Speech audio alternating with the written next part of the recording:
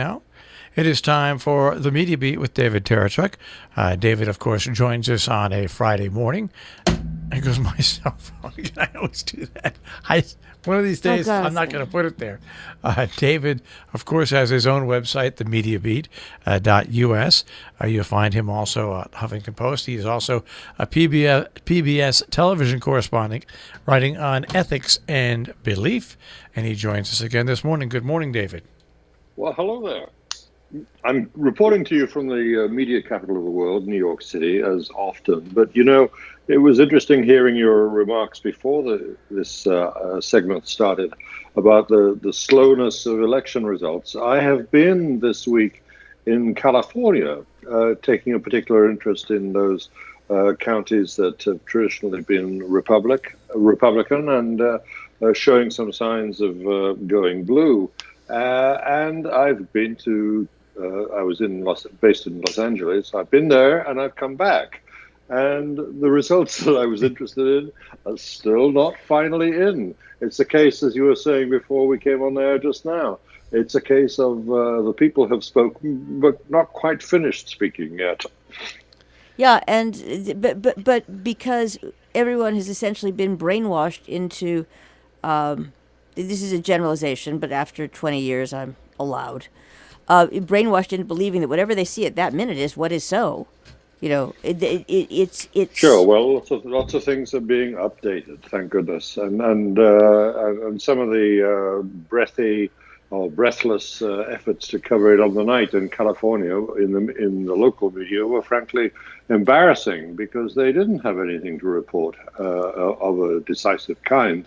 And that's part of the point, the overall point to make, I think, about media coverage of the elections. This country is such a big, sprawling country. California is such a big, sprawling state. And of course, the irony is that a lot of the votes that are now being counted in these very close final counts that are going on now are places where people would have voted early. That's very much the pattern in California. There's a lot of there's been this time even more than ever, a lot of early voting by mail. And ironically, although those votes get expressed initially before anybody else's, they're amongst the last to be counted. And some of them are making very big differences. For instance, in Orange County, the county that is credited with the Republican Revolution that brought in Ronald Reagan, and it's so associated with the Reaganite Republicans. But also, it's also known not so much as grape country or avocado country that so much of California is. It's known familiarly as nut country, wing nut country, right, in a way. The home of the John Birch Society in many ways. But it's being turned blue, or at least that's how it looks. We don't finally know quite yet. And Orange County is responsible for, covers several, or is included in various congressional districts. And they're all still very much running down to the wire. And Mimi Walters, the Republican congressional representative here, is in severe danger of losing to Democrat Katie Porter. As someone was saying just this morning, from the standpoint of the final count, one of the political commentators said, "I'd rather be Katie Porter than Mimi Walters." And that's pretty much the same pattern in other parts of, well, certainly in Costa Mesa, for instance. Dana Rohrabacher is in severe danger of losing his seat, which is extraordinary because he's not been opposed for so many times previously. So it was a well worth attention. It's something of a macrocosm for the country. One of the reasons why we do have these extraordinary gains of 35 seats now to the Democrats in Congress, but in California, it's still a very close thing for some of those seats. Right, but then you've got the national portrayal, which is just, incredibly frustrating, because which you have to do, I suppose, when it's a very big country. You only focus on the top line stuff, Yes, And in some ways, I think the coverage suffers from the same sort of breathlessness and concentration on what people can get fast, and not really prepared to wait for what they can get in full. It's the same sort of diminution of depth, really, that has affected sports coverage in American media. It's all about the top line. It's all about the headline, and very little. It's almost as if the electoral system has been retailored for the media on the night. Rather like sports have been retailored for broadcasting too. And, when it comes down to it, we're not really dealing with the flash of a news flash all the time. We're dealing with a process that, in fact, because the country being what it is in reality, it's a process that spreads over days. And we've known that to extraordinarily powerful effect in other times. I mean, the 2000 election, we were all on tenterhooks for days because of Florida. And its close, very, very close counts and recounts, of course, and the famous hanging chads. But here we are, we're reaping the cost of trying to turn our election into a one-night process for the purposes of entertainment on television. which it never has been. And PS. and also, but you would still think that in our process, we could make the system better. I jest when I say go back to the old lever pull machines, but they worked just as well. They were not hackable. And you count. They have to sit there and count. And what's so wrong about waiting? Absolutely nothing. Well, that's the whole thing. That's my only concern here. Locally, I know we like to be, in the media especially, we like to be fast and accurate. Well, sometimes we can't be both those, and why not? Why not just wait? Because that's a really. Oh, I know why. No. It's It's rhetorical, but the point is, it's also, you'll forgive me, it's moronic, because it is. This goes back, I would say about 10 or 15 years when, it became all the rage to, who wants to carry a baby to term? 9 months is so long for a certain group, so they would just basically book C-sections for as early as they could. It's like, no, certain things take a certain amount of time. Let it take the time it's supposed to take. I agree with all that, but I also agree with the fact that like here locally, David, we had local elections in one town. It took almost 3 hours to get it right. And what happened was, it's a very simple thing with all these computer scanners now that they have. We had heavy rain, at various times during the election process, where people came in and when they filled out their little dots on the form, they got some water on the form. Guess what that form did to the machines? Oh, don't tell me. Yeah, it jammed them. Which is going to happen. So you've got to learn when you try to improve the technology. And like in Florida, there's no excuse. If you go back with Al Gore and the original and George Bush, there's no excuse that 20 years later they still have the same problems in counting votes. There's certain things there's no excuse for. But I think you're both right in the fact that we used to have to wait. We could get an idea of what's going to happen in an election on election night. You had an idea, unless it was a big blowout. You had an idea, but really, you basically had to wait to the next day or the day after to get all the final results. And guess what? The medium was that really delivered them to us. Newspapers. Sure. Yep. Newspapers. No, but that's exactly right. And this is also apparently. Do you know there are some things that you can keep and you can follow, and there is everything to be said for having a tangible, shall we say, a hard copy, to follow things along. And one of the things that all of this screen, absolutely essential in the case of a disputed election, of course. Right. Yeah. But all of the things that these screens basically do is make it impossible to really remember from one day to the next what it is you're supposed to be focused on. And it's not helpful when you just get right down to the brass tacks of having to count something, because you're absolutely reliant on the device. I don't I always marvel at how little gets learned along the way, or appears to get learned along the way.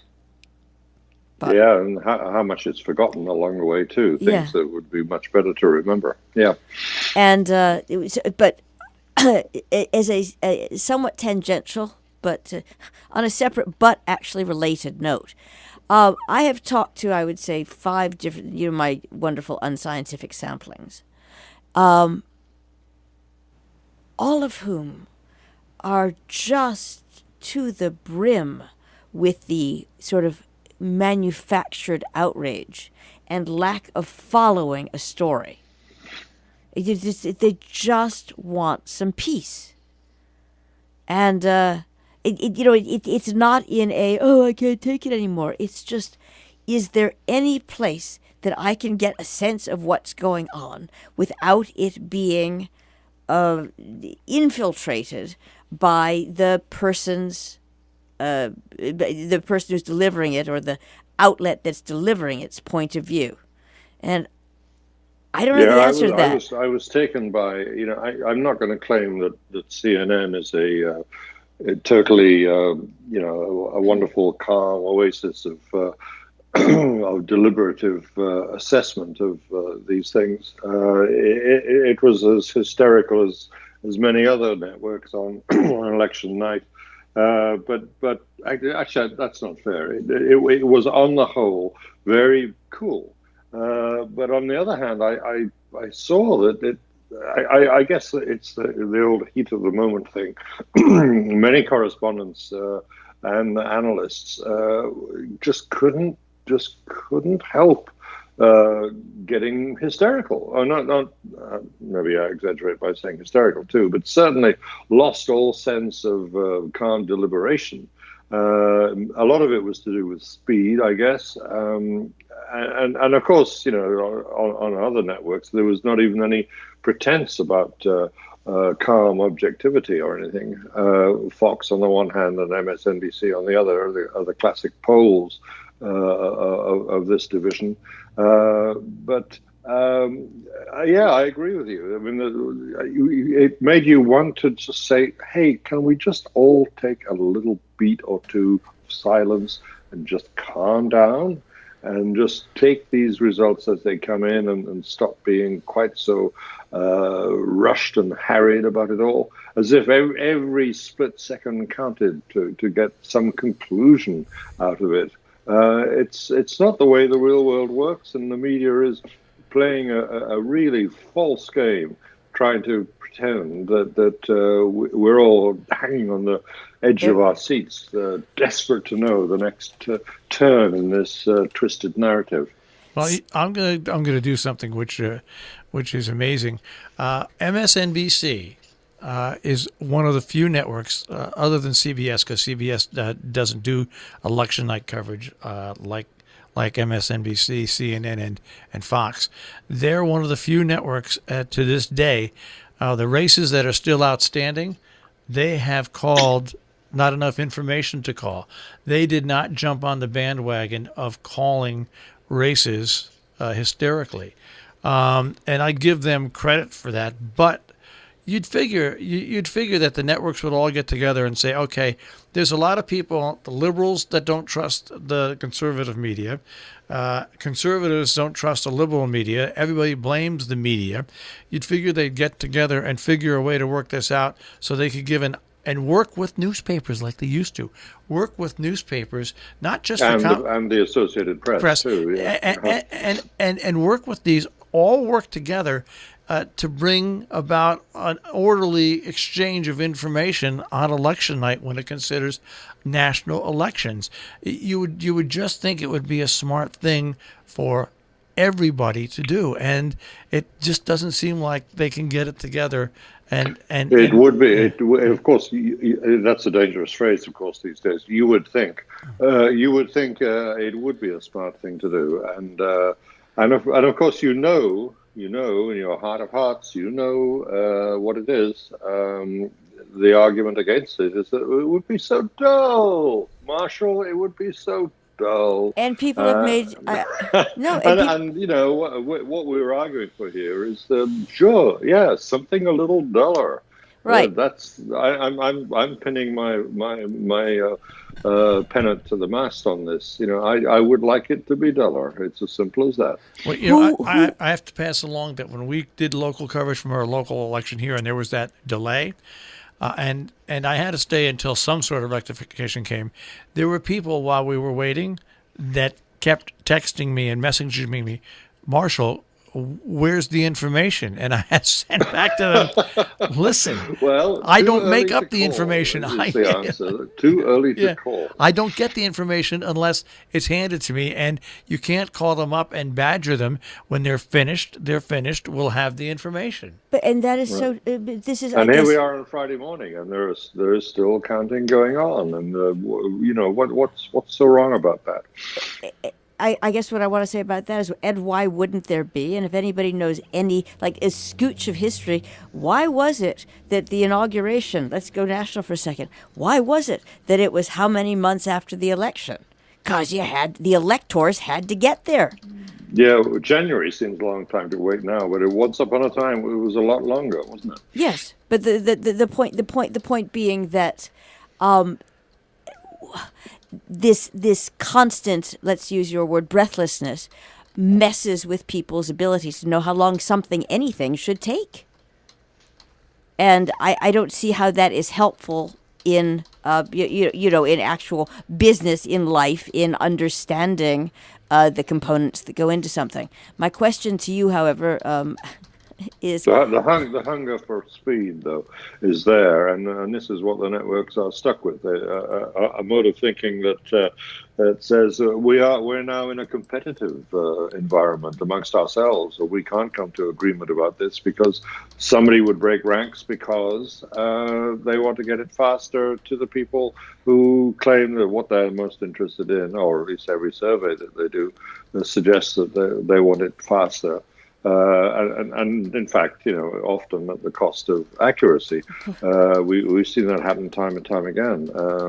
I'm thinking of reporting even things as august and apparently deliberative as Supreme Court decisions. Remember the healthcare botch and all of that caused simply by not turning the page to the second page of the Chief Justice's judgment, opinion, and that's going to be what happens.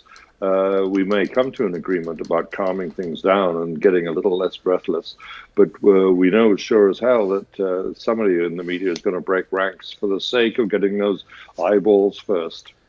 And that's because, everybody's making a ton of money. So who would be responsible? This is my question that I've been trying to ask for 10 minutes now. Who would be responsible for making it stop? Or diverting the... It would have to be joint responsibility between media, plain and simple. Isn't there the electoral commissions and the media, and I would have to say Congress, because absolutely. Because they have a very strongly vested interest here too. But I'm not talking now about elections. I'm talking about who would have to get together media-wise to get some sort of retrenchment, let's just say. It's not going to happen because there's too much. There's just too few companies now that control too much media. Well, that's always been the case. And that hasn't always been the case. No, it hasn't. You have so very few companies that control media now. Have proper robber barons. And David said it's money to them. It's not factual. To the big corporations, I understand. To the bean counters, I'm trying to. You both know me. I don't accept it. You don't accept this. I don't accept that something that's really messed up should stay that way. So, in many ways, you're right, Jill. It is unacceptable. On the other hand, it's profitable. very hard to see a way of changing it. Right. That's it's exactly right. No one's saying it is an acceptable practice, and you cry for change. The only way it's ever going to change, and it's sooner or later it'll happen, is when all these major media empires, or most of them, come apart because of economics, and then there's more varied media out there, once again, to cover things, where you don't have three companies controlling 70% of the radio stations in this country, or three or four big companies controlling most of the major newspapers in this country. That's what's going to have to change. Okay, and something else too. Sorry, Jill, go on. Go on, David. Look, I just in the last few days have seen two ads. One for the electric company, here, power company, Eversource, showing schools and computers and monitors and saying how wonderful they are and how there they are for everybody. And, of course, if you don't have power, then none of the things that they're showing in this ad works, right? Because you need power to power these computers. You have a situation where, have you seen the ads for Google News or whatever it is? Now I get all sides. I mean, Yep. I'm sorry to squeal, but you've also got a problem because the recipients who are being marketed to are losing any sense of what would be right. So they don't know. So, but you've almost got it on both ends, is what I'm saying. And there is a kind of total conundrum here. Marshall's right about the ever shrinking the fact that it's getting not towards a monopoly, but some of the principles of monopoly practice take place when you have so few people controlling the levers of power here. The corporate ownership is shrinking into fewer and fewer hands. That's true, but at the same time, you've got the strange fragmentation of the media at the same time. So that any agreement, because then it would have to be a voluntary agreement. We do have a free press after all, is still likely to be broken apart by rogues and. Any sort of affirmation of some promise to be calm and be fulsome rather than speedy is sort of flying in the face of the temper of the times, which demands fastness and excitement. Let's put not too fine a point about it. It's all about creating excitement, even when excitement isn't necessarily what we want. We've got a rich mix here that's not going to be easily boiled down. Well, and one final comment, and you guys can comment on this. I never thought in my 66 years, and I'll say that I've been following TV news and watching TV news since I've been 14 or 15 years old and reading newspapers. I never thought in a presidential campaign I would see news anchors out at rallies of candidates. That shows you how far down we have come in our society as to what we accept.